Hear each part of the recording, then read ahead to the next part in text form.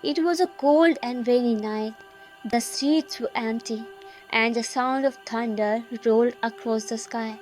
Ethan, a food delivery boy, checked his phone. He had just one order left, house number 46, Willow Street.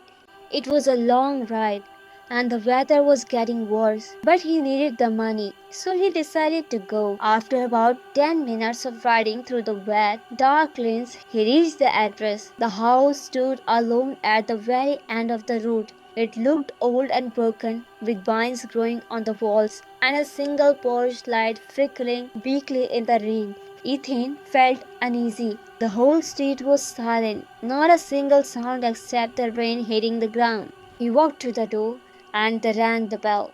No one answered. He waited for a few seconds and rang again. Still nothing.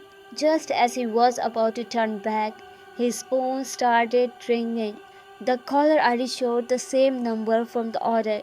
He picked it up and a soft woman's voice whispered, "Come in. The door is open." Before he could say anything, the call disconnected. Ethan hesitated, then slowly pushed the door. It creaked open its own. Inside, the air smelled old and damp. The lights were dim, and the floor creaked under his shoes. "Hello? The food delivery," he called out. There was no reply. Then he noticed something strange. The dining table was already set. 3 plates, 3 glasses, spoon neatly spaced, but the food on the plates looked old and dry, like it had been there for days.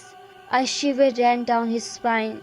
Suddenly, he heard a faint sound coming from the living room, soft crying, almost like a whisper. Ethan walked slowly towards the sound. In the corner of the room, a woman was sitting on a chair, facing the wall. Her long black hair covered her face. "Ma'am, I have your order," he said carefully. The woman didn't move. Then, in a shaky voice, she whispered, "He is still hungry." Ethan's heart started pounding. Who is hungry?" he asked. The woman slowly lifted her hand and pointed toward the corner of the room. Ethan turned his flashlight in that direction and froze. There was a small wooden chair, the kind used by a child. A plate was placed on the floor beside it, and the spoon on the plate was moving slowly by itself, as if someone invisible was steering it.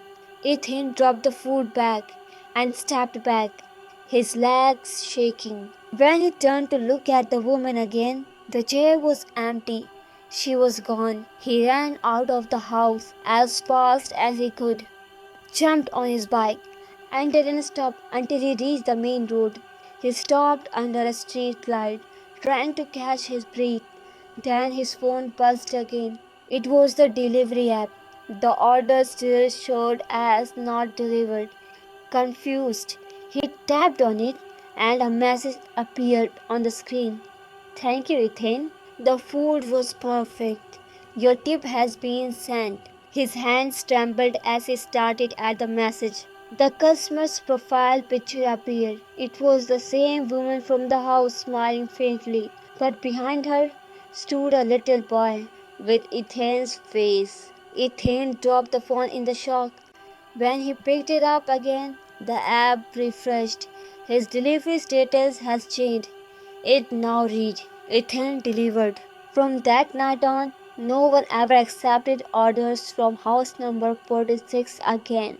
I hope you like this video. If you like this, please share, subscribe and comment. Thanks for watching.